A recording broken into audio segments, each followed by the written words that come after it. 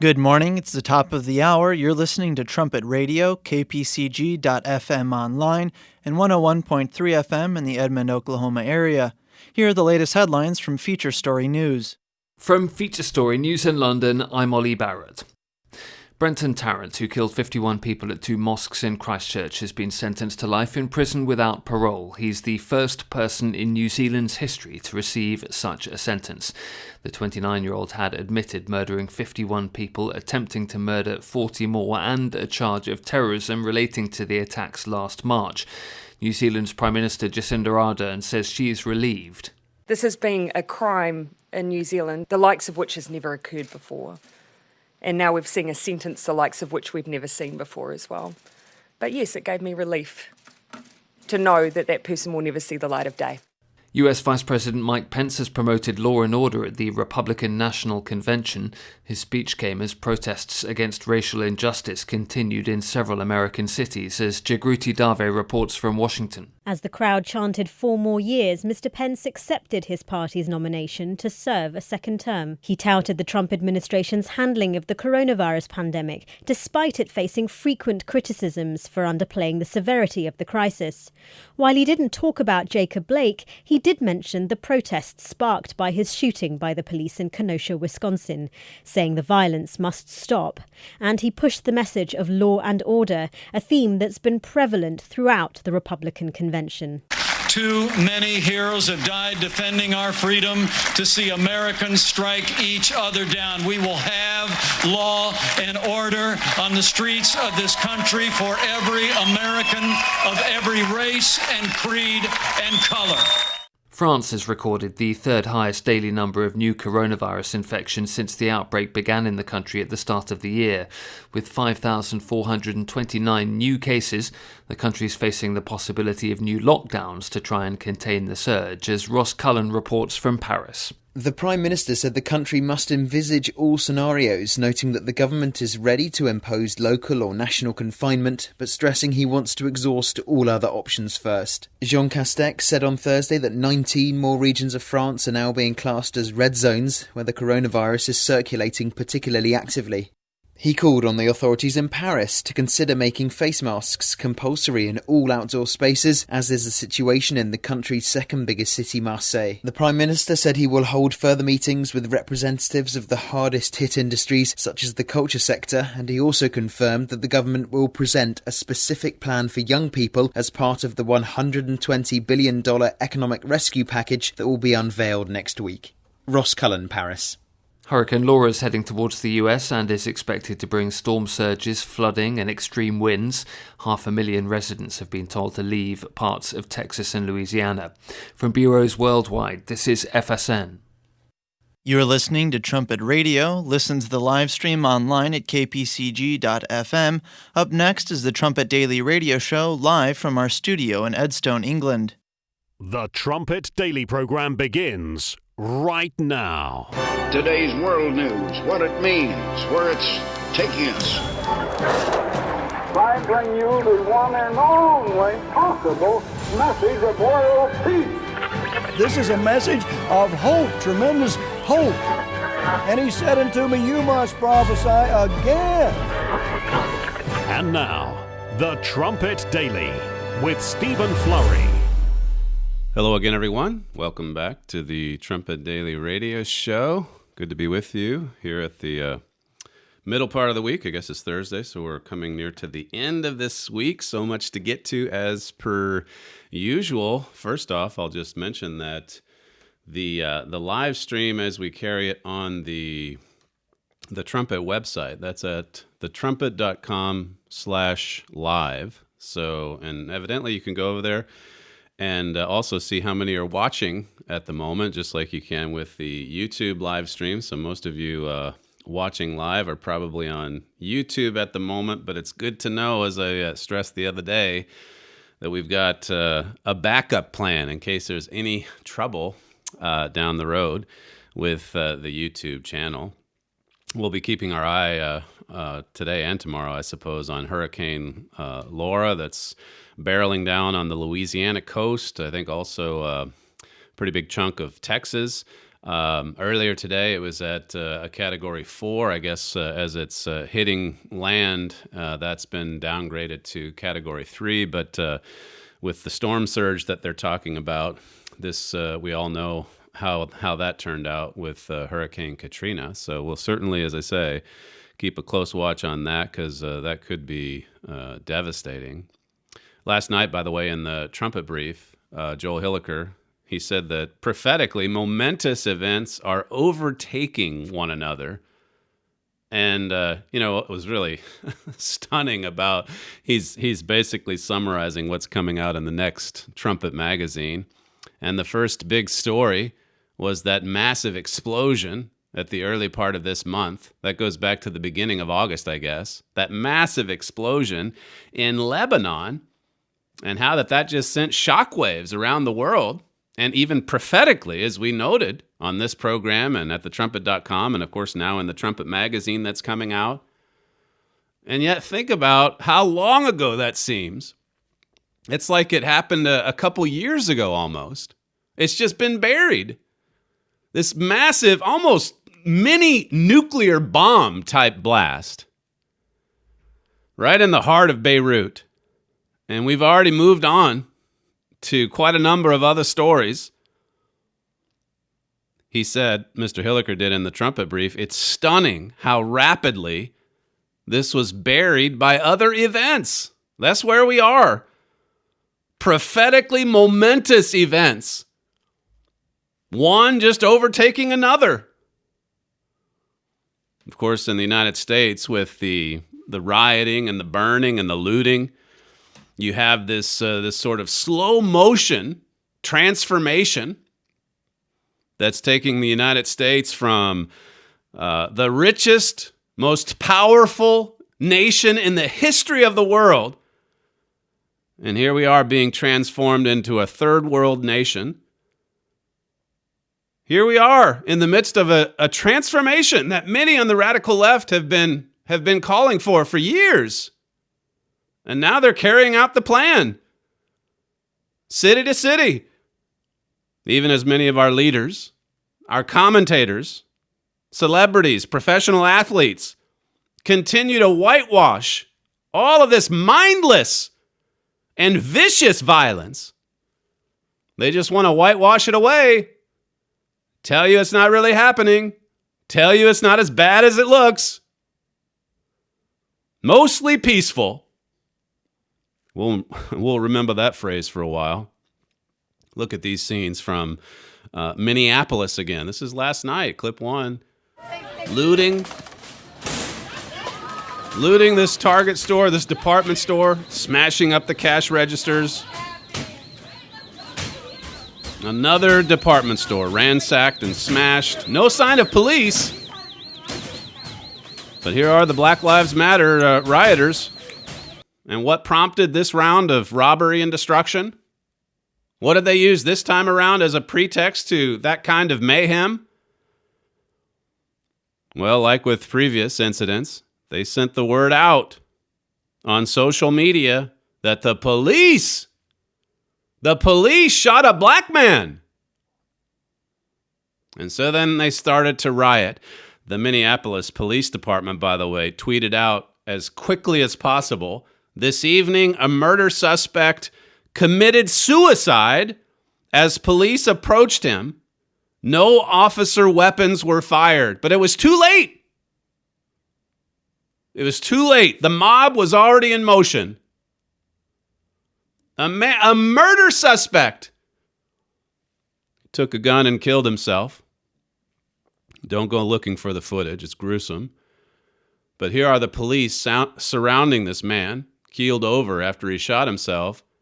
And then the passersby, they immediately start yelling at the police. You killed that man. You shot that man. This was a murder suspect. A murder suspect who committed suicide. And immediately, these black Americans that were passing by, they immediately rushed to judgment, not knowing the facts, assuming that the police shot him. And then they're off and running on another riot. Another round of as if Minneapolis hasn't had enough of this. Another store smashed up. Another store ransacked. Another store with rampant thievery, violence, burning. We've seen it all through the summer. The Kenosha County Sheriff, by the way, he had a few words to say yesterday about social media and the people reacting to these calls for rioting. This is clip 2. And I go back to social media. One of the invitations looked like a party invitation, something you would get from your brother to come and see your niece's graduation or her birthday. Come, wear your black outfits, wear black masks, bring your backpacks filled with Molotov cocktails, rocks, and whatever else they may have in those backpacks. Yeah, it's like a big party invitation. Come along, join us on the street, bring your weapons. Should be fun. And, you know, people are coming from miles away. Some of the few that are getting arrested are coming from hours away to get in on the fun.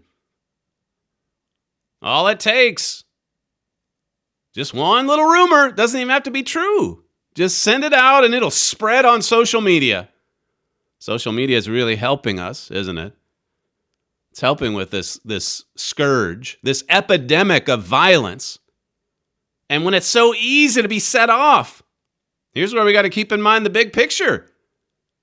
Is it ever going to subside? The anger, the resentment, the mistrust, the distrust, the hatred, the division? We wrote this in the August Trumpet just a couple months ago, surrendering to lawlessness. It says, on top of that, no matter how many of these policies are enacted, what the Black Lives Matter movement is demanding, and as we said here, no matter how many of these policies are enacted, their advocates will never absolve and forgive America for the sin of racism. Having become convinced this nation is institutionally, systematically racist, they will always be able to unearth evidence that in their minds proves this beyond doubt. Never will America, or any nation on earth, meet the illusory standard of racial and social justice these radicals harbor in their minds. Even if the nation progressed, we have in quotes, even if the nation progressed to the point of enforced equality on all educational, financial, and occupational outcomes for all races, it would only take, listen to this, it would only take one person in a bustling, messy nation of 330 million to do something heinous to a black man, and the fury would erupt just as violently as it is now, and worse. See, it keeps happening. 400 years of this. We can't breathe. All it takes is one incident, just one person, and suddenly everybody's guilty. Everybody's reminded of the fact that we've had this institutionally for 4 centuries. Charles Barkley, the commentator, the sports commentator, I saw him on CNN, and he was talking about just how exhausting it is to be a black commentator, because everywhere he goes, he has to comment on the social injustices of our time. And then he listed off all of the names from incidents that have happened just in the last few months, just in the last year or two. And there's been no justice, he says. So anyway, his point is that it's just happening all the time. It's happening. It doesn't matter if the facts say that the police shot 28 unarmed black people last year. This is genocide. And there is no changing that mindset. This much we've learned from this past summer. In their minds, it's genocide. And they're exhausted that the NBA can't even continue with its season in the bubble because it's too much. And so they're contemplating whether to just call off the season entirely. And Barack Obama, by the way, he tweeted out how brave this is of these NBA players. I think it would be really brave if they were to go without their salaries. I wonder if that happens. To not do your job and yet still make millions, that's a pretty good deal. There's quite a few Americans that are losing their jobs, that are actually losing their jobs, which means for them, they lose their pay. In any event, the former president, Barack Obama, he says, I commend the players on the Bucks for standing up for what they believe in. Coaches like Doc Rivers in the NBA and the WNBA for setting an example. It's going to take all our institutions to stand up for our values. All of these institutions, this is bravery today. Shut it down. We're certainly well practiced at that, shutting things down, right? There's probably plenty of people out there that didn't even know the NBA was playing right now.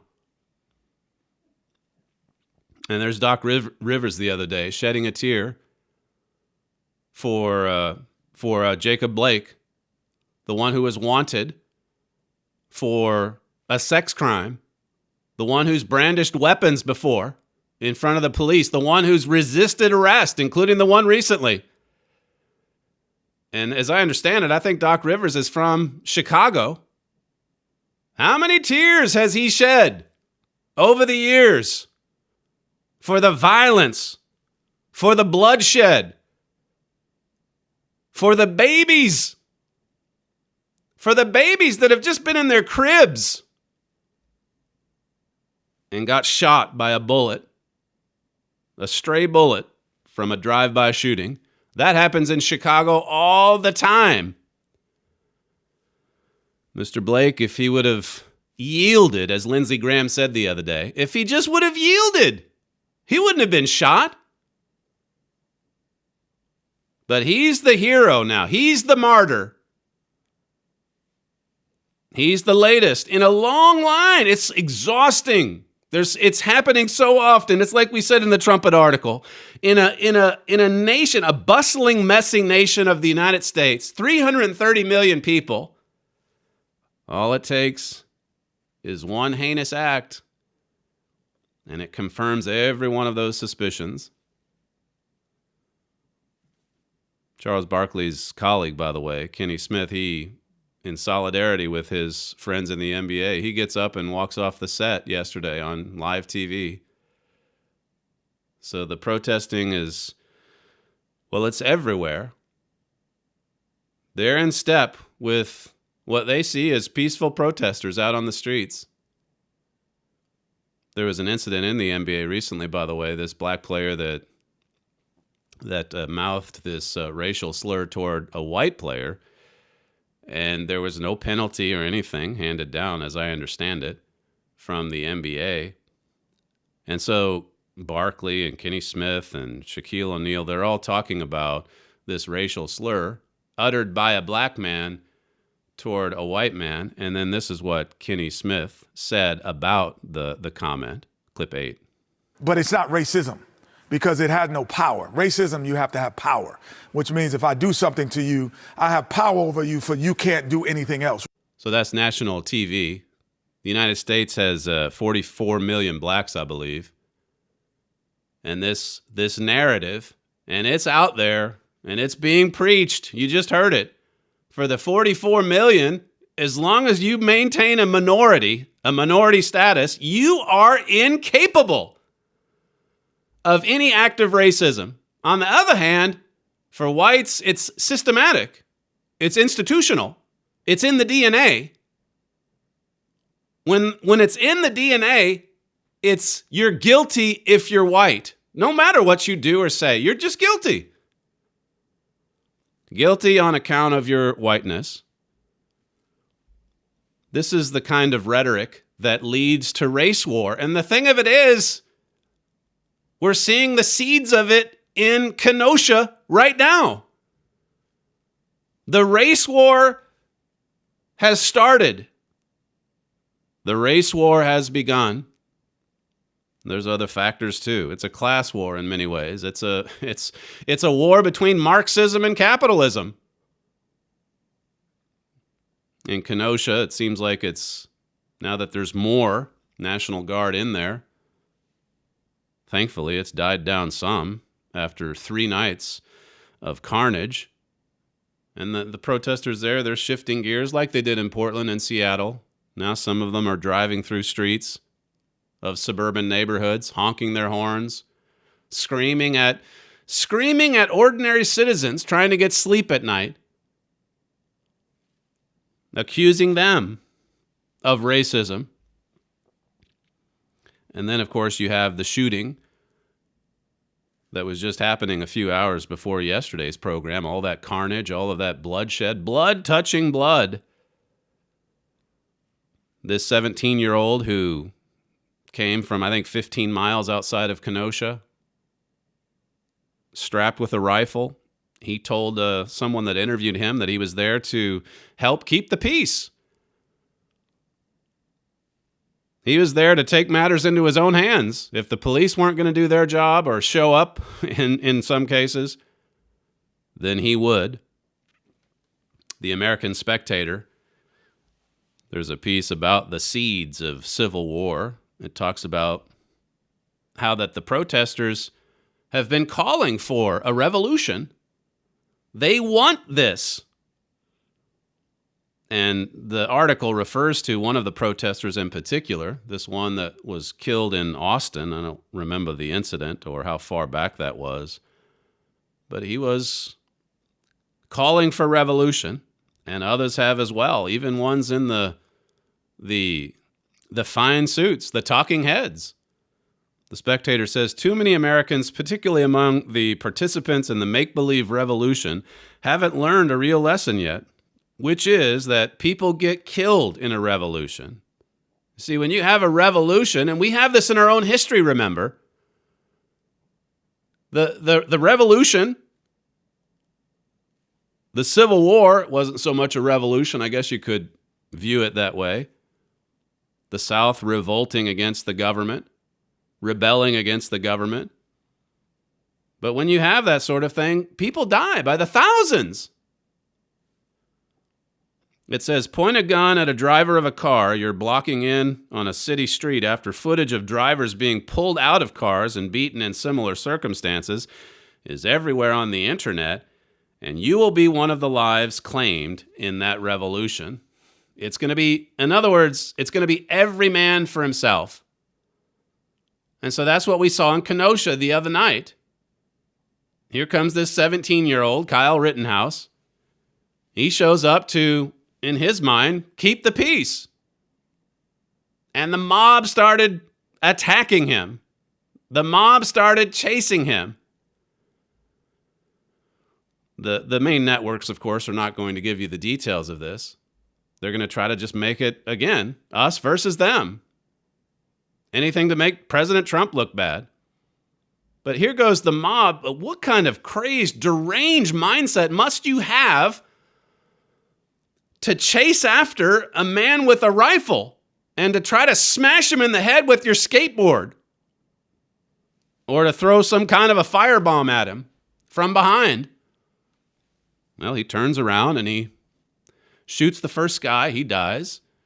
Then he takes off and the mob is chasing after him again, wanting to smash his head, wanting to kill him. And then he again shoots and another one dies. Another one pulls out a gun, a handgun. His arm is badly injured, again, after taking gunfire. But it says here, Kyle Rittenhouse, this is from The Spectator, Kyle Rittenhouse or someone like him was utterly and completely inevitable, and the People's Revolution Movement and other Antifa BLM covens bear total responsibility for his appearance. You see, with no police, like Tucker Carlson said last night, should we really be shocked by this? Particularly when you move out of these big cities and into suburbs where there's going to be more weapons, where you're going to attract more rural help coming in. Help, I say, in the form of these vigilante movements that are going to take matters into their own hands. This is what we've been telling you. This is what we've been preparing you for. It's not about which side is right. It's about everybody getting hurt. It's about people dying. It's about civil war. It says, what did you morons think was going to happen? That you could continue burning down a small city in middle America without any resistance? People are going to defend their lives and property sooner or later.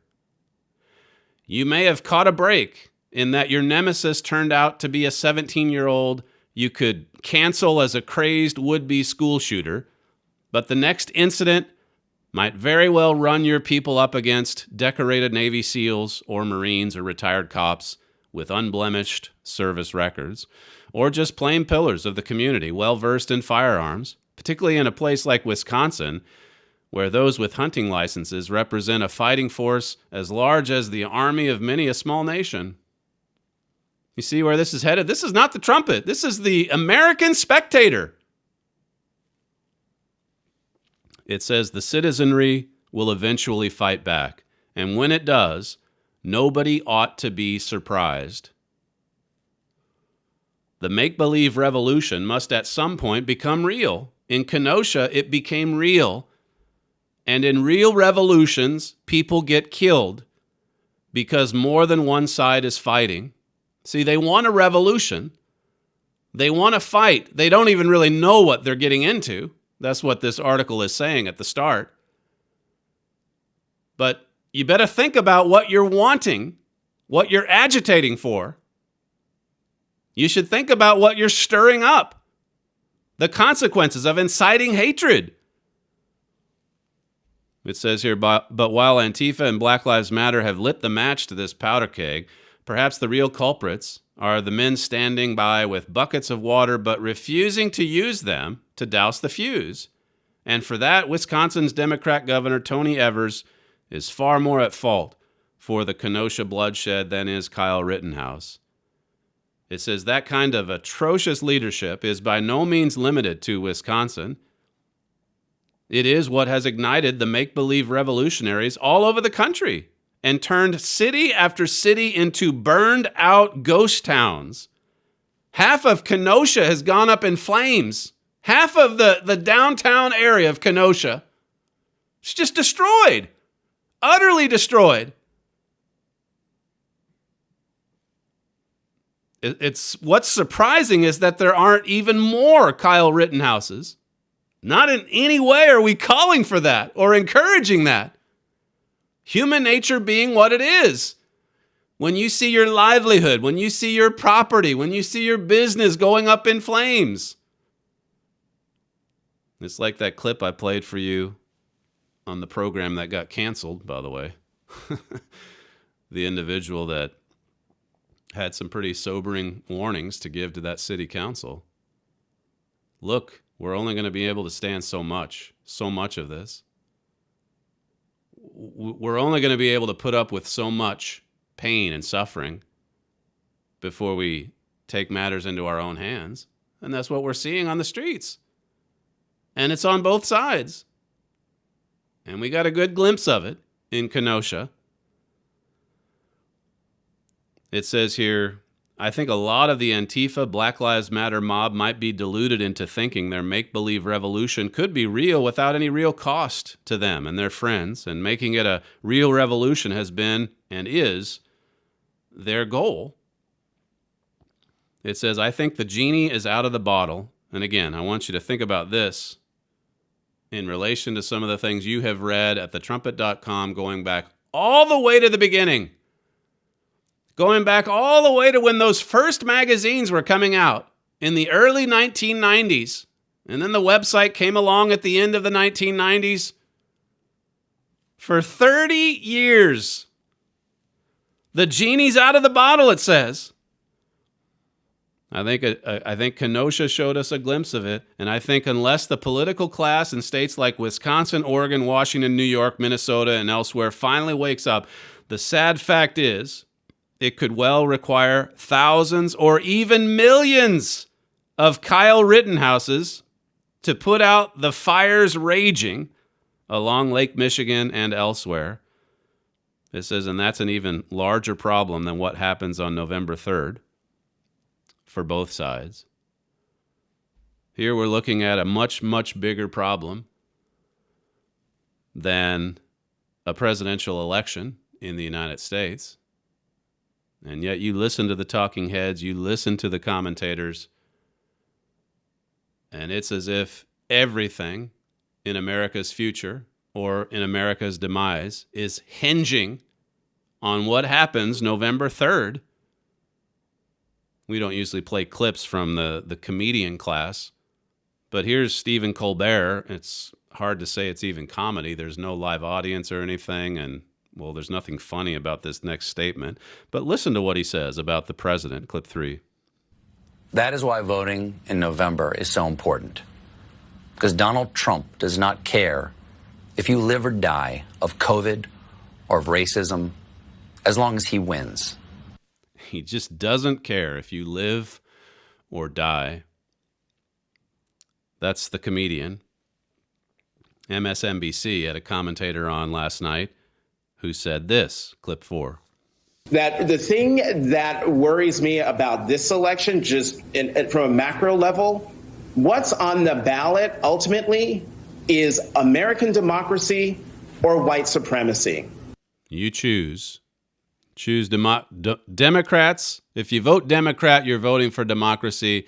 If you vote Republican, you're voting for white supremacy. See, that's well, you say that's just some deranged commentator, but that's Nancy Pelosi the other night. We've got an imposter in the White House. We've got an enemy of the state in the White House, and all of the Republicans, they're right on board with him. Doc Rivers said that the other night when he shed a tear for Jacob Blake. He said the Republicans are the problem. He lashed out at what was said at the Republican convention. How dare you get up and say that this is dangerous? It's dangerous for us, he said. How dare you Republicans, talk about you're fearing danger and anarchy? You see it. It's us versus them. He said for the longest time, we, and by that I guess he means the black community or Democrats. It was hard to tell the difference, but he said for the longest time, we have loved America, but you haven't loved us in return. So how does that get fixed? How do you build a bridge between the two sides? All it takes, like we said in the August issue of the Trumpet, all it takes is one heinous act in a bustling, messy nation of 330 million people. You've got all the phones, you've got all the video, you've got the social media, you've got everything to just fan those flames until entire cities burn to the ground. Well, someone's, for all of this nonsense that we hear routinely within the chattering class, someone is circulating a memo to some of these Democrats and to some of the talking heads in the Democratic media complex that this may not, speaking of November 3rd, this violence, this carnage, this looting, this smashing and burning, this actually may not help us. It may not help the Democrats win. Keep in mind, last week at the Democratic National Convention, not one single speaker, not one of them got up and demonstrated the moral courage to denounce the rioting and the bloodshed, to denounce the violence, the thievery, ransacking these buildings, burning businesses to the ground. Listen to this comment from CNN's Don Lemon just the other night, clip 5. The rioting has to stop. Chris, as you know and I know, it's showing up in the polling. Mm-hmm. It's showing up in focus groups. So now it has to stop. Okay. Because why? Because it's evil? Because it's destructive? Because it's murderous? No, because it's showing up in the polling. So we better tamp it down. This is quite a different message for Don Lemon, because back in the days that followed George Floyd and Minneapolis going up in flames during the first wave of violence. Here's what Don Lemon had to say, clip 9. I understand the anger. I don't understand the actions.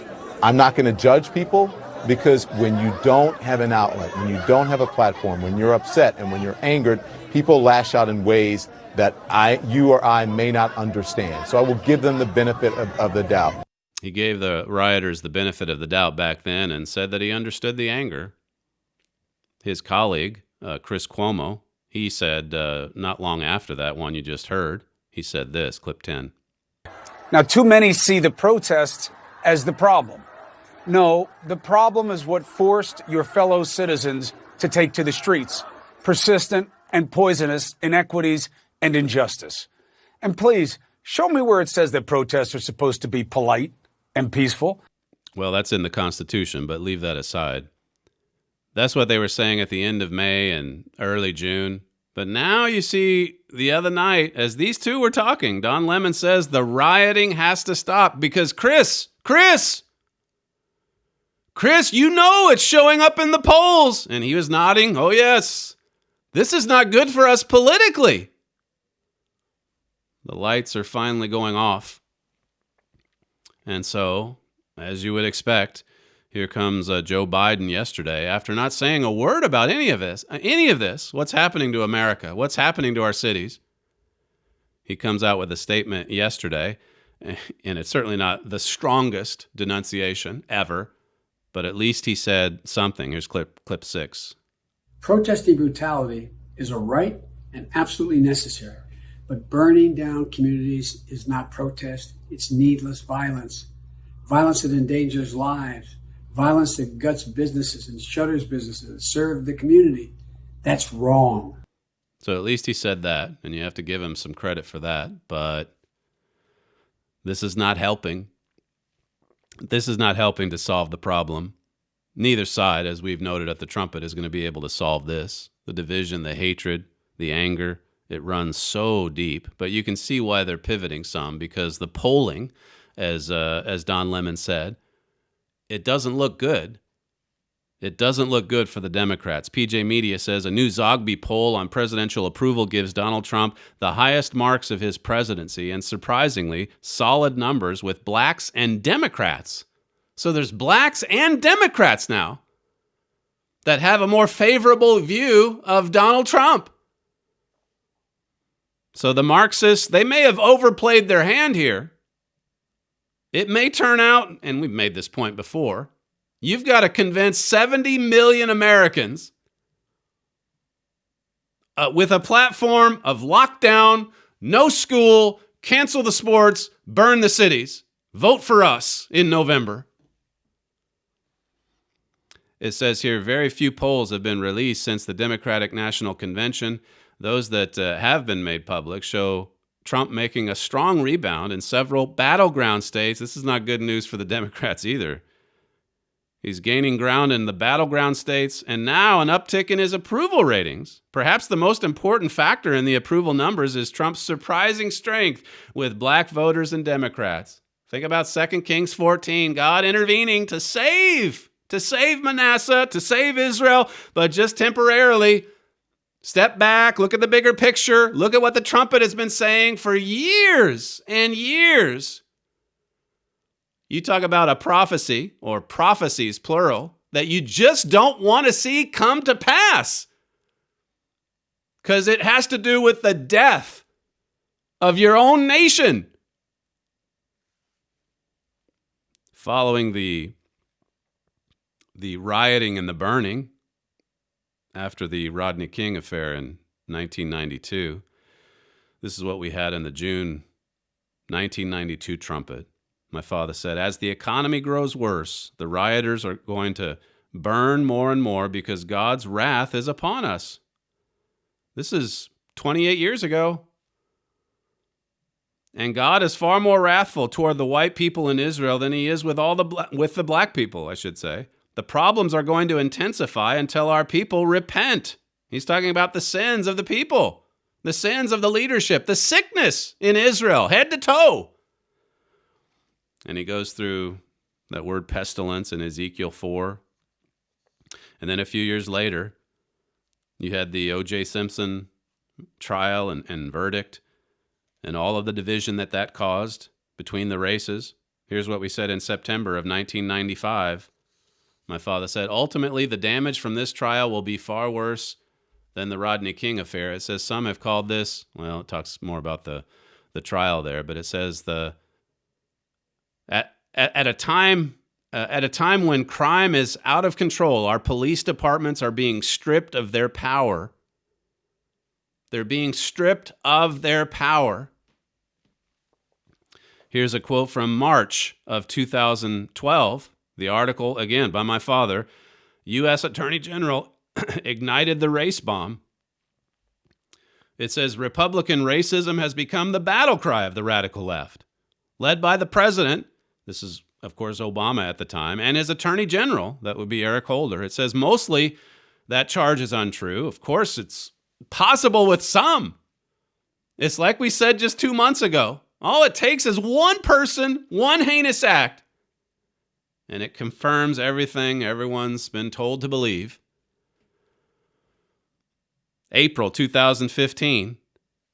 Cities burned with fire. This is in actually the July issue, 2015. It says, accusations of police racism are heightening public mistrust of law enforcement and fueling a trend of violent race-related incidents and lawlessness. Anger among certain high-profile segments of the black population in particular is growing and is boiling over in rioting and violence with increasing frequency in American cities. Then we had an article the following year, The Real Agenda Behind Black Lives Matter.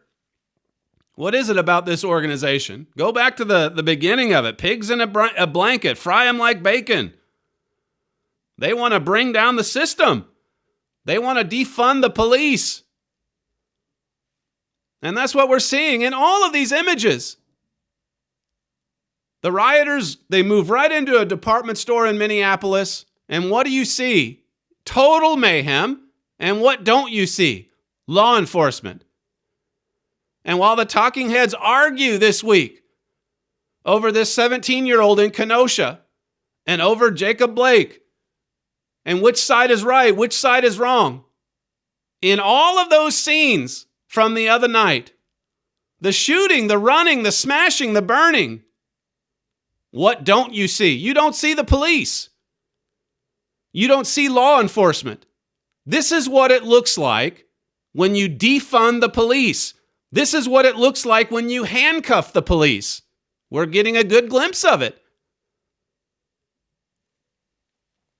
And we've written about it over and over again. 2016, the September issue, America faces an explosion of racial violence. We're facing an explosion of this. He said at that time, I believe the radical left will do almost anything to cling to power in this coming election. Are they stirring up race problems in order to present themselves as the solution and to justify grabbing more control? That's what my father wrote ahead of the 2016 election. If only he knew, at that time if only he knew what the radical left was doing behind the scenes to try to destroy their opponent. But his point back then is, look, are they trying to stir up race problems in order to present themselves as the solution? If you listen to the rest of that clip from Don Lemon, he says it's not good in the polling. So, and basically he was talking to Joe Biden. He was giving some advice to the Biden camp, saying that, look, all of this violence, it's happening on President Trump's watch. So you've got that in your favor, but you've got to come out and denounce it. You've got to come out and say, this has got to stop. And I'm the one to stop it. Me and my partner, Kamala Harris, we're going to save America's cities. Well, you can look through thetrumpet.com for any of these articles that I've rattled off here in rapid succession. This is a subject that we know a little bit of something about because of what it says in Isaiah 1 and verse 7, because of what it says in Ezekiel 4 and Ezekiel 5. You're listening to Stephen Flurry, and this is the Trumpet Daily Radio Show. If you'd like to email the program, you can send comments to td@kpcg.fm. We'll be right back.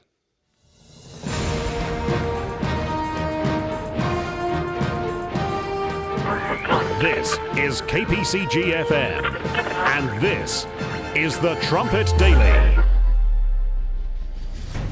Freedom is one of the most sought-after ideals in human history. Man's search for freedom has taken him into the fiercest of protests, struggles, revolutions, civil wars, and even world wars. Today, in the midst of free societies, many continue to fight for what they perceive as ever greater freedoms. And yet, many of these same people are actively fighting against law. Few people understand that this war against law actually undermines true freedom. To learn more, request Gerald Flurry's booklet, No Freedom Without Law. In this free booklet, you will see what the Bible says about the latter-day spirit of rebellion and lawlessness that is now so common in our nations today. Also request America Under Attack. In this booklet, you will learn more about the spirit behind this attack on law. You'll see where this is leading. Both booklets are offered freely at no cost or obligation to you. Request No Freedom Without Law and America Under Attack. Email your request to td@kpcg.fm or visit thetrumpet.com. From the Philadelphia Church of God campus in Edstone, England, this is the Trumpet Daily Program with Stephen Flurry. In 1 John 2 and verse 15, God tells us to love not the world, neither the things that are in the world. It says, if any man love the world, the love of the Father is not in him. You can't have it both ways. You can't love both. You can't love the Father and then love this world, this present evil world, Galatians 1:4. The god of this world is Satan the devil. 2 Corinthians 4:4. It says in verse 16 here in 1 John 2, for all that is in the world, the lust of the flesh, the lust of the eyes, and the pride of life is not of the Father, but is of the world. John talks about the pride of life. That's the way of this world. All of us just filled with pride and vanity, arrogance. That's the way the God of this world is. Your Bible says that he exalts himself above the true God. He puts himself above his Creator. Ezekiel 28 says that his heart, Lucifer's heart, was lifted up. It was lifted up. There's a verse in Psalm 73 that says, therefore pride compasses them about as a chain, violence covers them as a garment. That's a pretty apt description of our society today. Filled with pride and covered in violence, wearing it like a garment. And then the leaders, to their shame, inciting hatred and violence, inciting division, inciting the riots. In the Wonderful World Tomorrow booklet, Herbert Armstrong says, today, as in ancient times, too many of those who seek offices of power over the people of cities, states, districts, or nations promise great benefits, pose as public benefactors, while their inner motives are ambitions for personal power and wealth. They pose, they pretend. Kristi Noem, she's the governor of South Dakota. I guess she spoke last night at the convention and talked about our cities and what's wrong with our cities and how that they're turning to anarchy, how that the violence is spreading and that people are moving out. They want to get out of Portland. They want to get out of Chicago. They want to get out of New York or Seattle. And then over at MSNBC last night, they brought on the mayor of Seattle, Mayor Jenny Durkin. And so she's there defending her city. But listen to the way after all that's happened this summer, listen to the way she describes Seattle. Clip 7. Seattle is it is a city that I raised my 2 children in, and I would not have raised them anywhere else. They're fine young men, as are their friends. We have our violent crime is down 5% this year. We have people are not leaving Seattle. In fact, again, our housing prices continue to increase, and the people moving here are young families. Just a total whitewash of what's actually happening on the streets. Everything's great. What did Mr. Armstrong say? They pose as public benefactors, while their inner motives are ambitions for personal power and wealth. You would think, when you start seeing people shooting up the city and burning down the businesses, you would think, of all people, the governor of Wisconsin would set aside a political agenda and just do what's best to save businesses, to prevent what happened the other night with those shootings. But no, he said, well, we'll send in a few National Guard, but not that many. Not that many. We don't want to take all that the President Trump is offering. I mean, it's President Trump.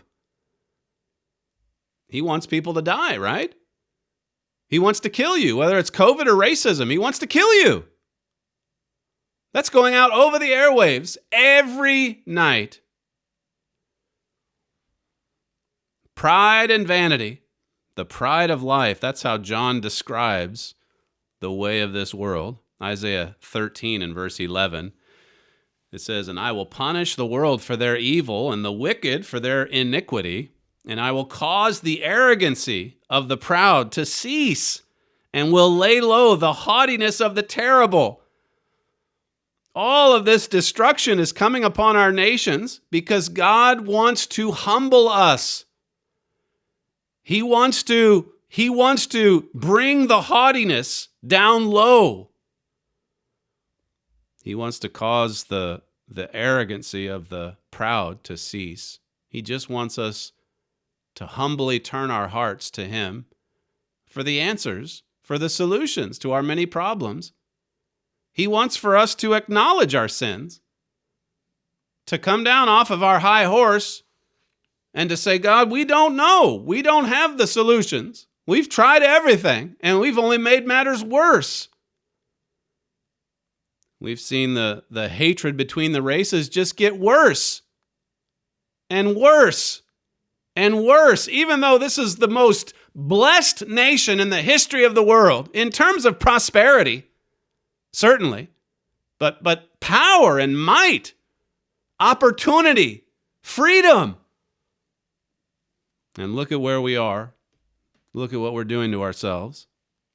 I read you that passage in Isaiah 2 last week about the loftiness of man. We talked about how that this really helps to give important context to Isaiah 3 and the curse of no leadership, a total lack of leadership in the last days in the nations of Israel. And what does it get back to? Well, the lofty looks of man, the haughtiness of men. God has to bring that down low so that He can then begin to work with us, so that He can then begin to teach us, so that He can begin to teach us about His law of love, about His law of unselfish, outflowing concern for the good and welfare of others, to teach us the way of give, the way of service, of sharing, of kindness and generosity, of meekness, gentleness. We don't see a lot of that on the streets of America today. We don't see any of that. It's leading to our destruction. Die by suicide, said Lincoln. He said back in the 1830s, Abraham Lincoln. He said it almost 2 centuries ago that the greatest threat to America's existence, it comes from within. This is a man who didn't understand everything about God's purpose, but he read and studied the Bible, and he had a certain amount of human faith, at least, in God. Got down on his knees and prayed for God to deliver the nation. At that moment of real crisis in the Civil War, leading up to Gettysburg, saved America, at least for a while, at least temporarily. And then he was brought down right after the end of that war by an assassin's bullet.